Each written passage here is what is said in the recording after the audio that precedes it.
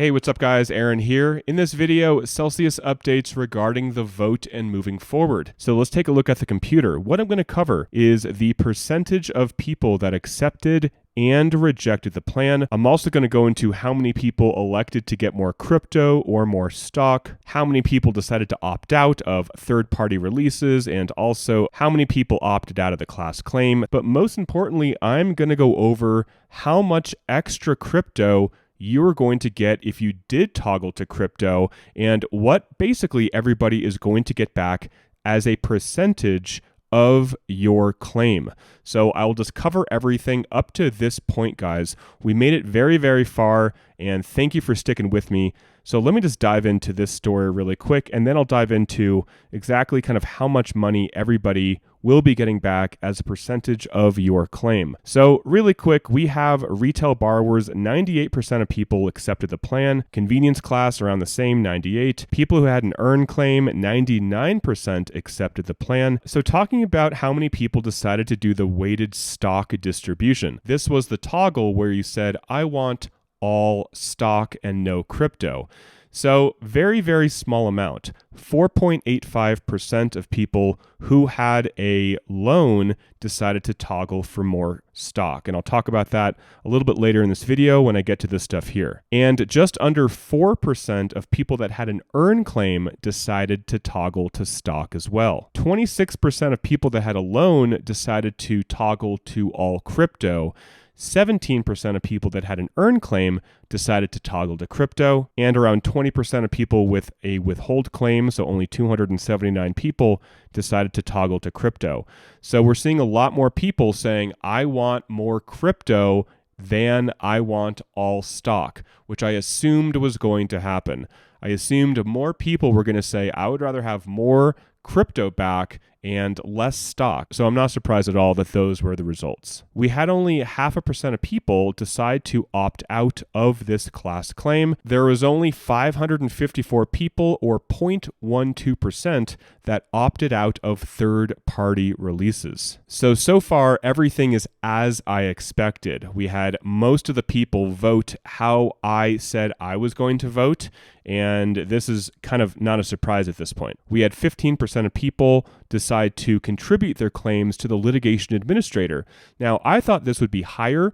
My guess is that most people didn't really understand it. They didn't watch my videos describing what it meant, and they thought that this was somehow giving away money. So I said that I would contribute my claim. 15% of people did, though, so I did think that was going to be a little bit higher. So if you are involved in a retail clawback, I found this pretty interesting. So 28% of people who had a withdrawal preference exposure more than $100,000, 28% of people that are in the crosshairs to be sued clicked that box that said they want to receive additional information from the debtors, meaning Celsius, about paying off that 27.5%. Now, that is completely your decision if you are one of these 391 people. But if you want to fight this with us, we have a great lawyer, we have a great law firm backing us. Links below for that if you are one of these 391 people. And just know that there are ways to fight this, and there are really good arguments, and legal arguments, I should say, to why we should not and probably will not pay this 27.5%. Not legal or financial advice, just what I am doing. I am not going to be paying the 27.5%. But again, this is just for people that had over $100,000 in preference exposure. That was on your ballot. I cover this a lot, so I'm not going to go more into that. But again, links below for the Telegram groups if you want to learn how we are going to be fighting this. So let's go to the toggle portion of the video. I'm going to explain approximately how much crypto we are going to be getting back of our claim. Line A at the top right here. This is if you clicked that box and said, I want all stock and equity. And we can see here that 4.85% of people that had a loan and 3.97% of people that had an earn claim decided to toggle to the weighted distribution for stock. So this is a very, very small amount of people that did click this button. So what these people will get is 78.1% in equity. Now, this 78.1%, This is of your claim amount. So not going to break down what is a claim. I've talked about that so much. This is not what shows up in your account on your phone. This is literally of your claim amount. This was in your ballot what your claim is. So they will get no crypto and they will get 78.1% in equity. Now, line B are people who are in earn or withhold. This is not people who had a loan. For earn and withhold people, so most of you guys who clicked I want more crypto, so that'll be 17% of people in earn and 27% of people who had a withhold claim, they clicked the crypto weighted distribution. You guys will get 26.23% in equity and 39.9% in crypto. So that'll bring your total percentage recovery to 66.13%. Now, C is the default. This is what I said I was going to do on my video. This is if you didn't click either of those boxes. This is the default distribution. This is approximately, and I say approximately because we don't know for sure the amount of crypto. That will actually be determined 15 days before the plan goes effective, because it will relate to the current price of Bitcoin and Ethereum. But I digress a little bit.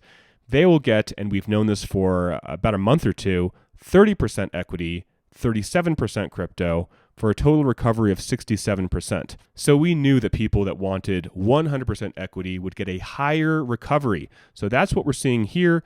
They will get around a 78% recovery. If you took the default distribution, it'll be 67. And if you decided you wanted more crypto, you're going to get 2.9% or so more crypto, and you're obviously going to get less equity for a very small decrease in your total recovery. So I hope that makes sense. But if you had a loan and you toggled toward crypto, so if you had a loan and you decided to click the box that says you want more crypto, your recovery is 58% crypto and 0% equity.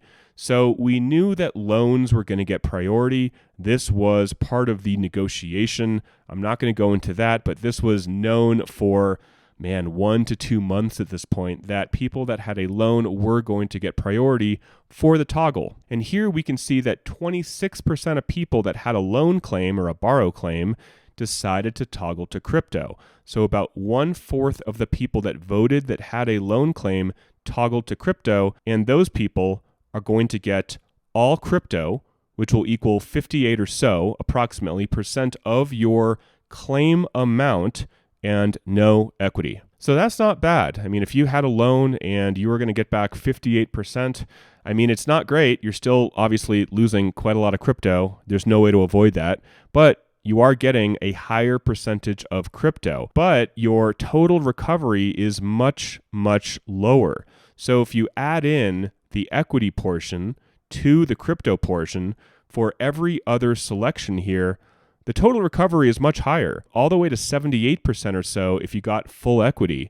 So 78% in full equity, you're losing 20% if you had a loan and you're getting all crypto. So I hope that makes sense. And these are, again, estimations. These may be wrong. I am not claiming these are 100% right. These are what we're seeing with the information that we're given. And Crypto YOLO is a very smart guy, so I am taking his word on this for this video. And just to say this again here, those of you that toggled toward equity got 100% equity and no crypto.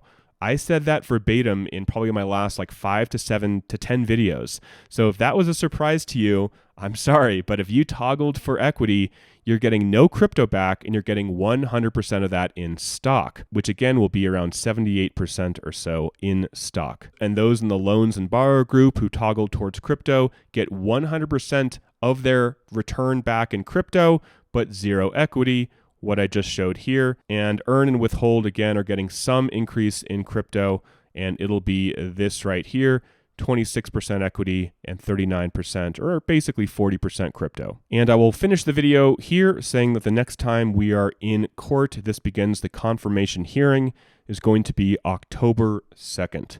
So as of this video, that's about a week or so. All right, guys, that is it for the video. Thanks for watching. Nothing else I want to cover today. I just wanted to let you know the results of this voting.